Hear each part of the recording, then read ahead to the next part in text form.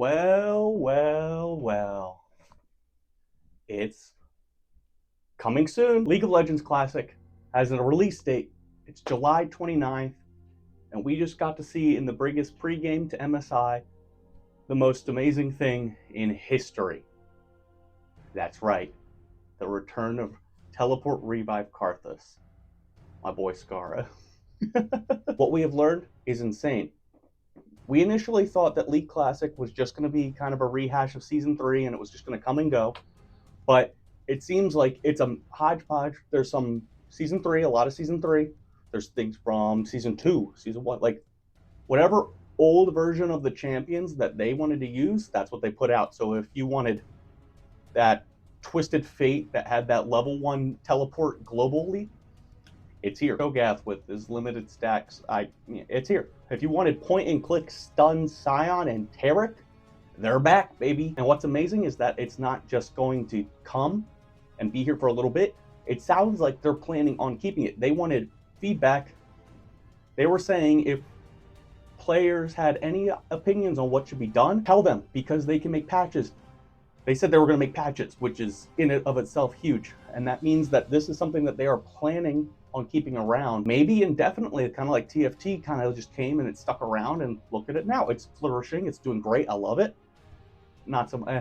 It sucks that more dog left. That also happened. I didn't cover that. That's my bad. Patch notes for this, and we get to vote. What other classic old school system do we have that kind of goes off of player feedback? Old school RuneScape.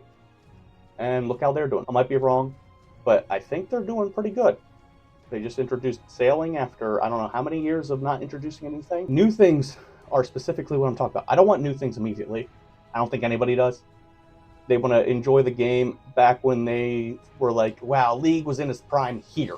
This was the moment. And obviously it's not a one-to-one. It's different, which I think is beautiful. Now we get to experience kind of like League's greatest hits all at once. And it sounds like there's a potential, maybe a year down the line or so, for new stuff getting added, which I think brings a lot of things to the table.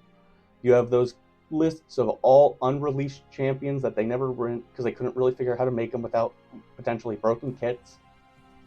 I'd say let the floodgates flow. And you know what we can do? Since they said that updates are going to be community driven, we can never let Yasuo hit the rift.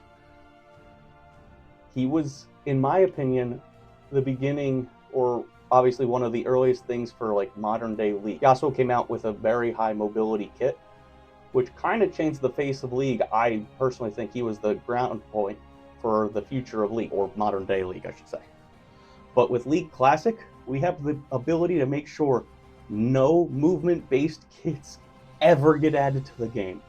This is going back to when your biggest mobility was Lee Sin Q and Katarina Teleport and Talon, I guess. We have the possibility to not let what happened in Modern League happen to Classic. I think it offers potential for stupid broken kits, like a point-and-click stun is kind of dumb. But if everything's broken, nothing's broken. What it sounds like Riot's trying to do is take League back to when a lot of people thought it was in its prime and let the players have a voice on how the game gets made. If no one plays their game, it's kind of, what's the point? But it's really awesome when a company goes out of their way to give their players a platform and a voice. Come July 29th, things are going to be looking up for players and up for Riot, I believe. And going forward, our voices will matter, and we can keep Yasuo out of League of Legends.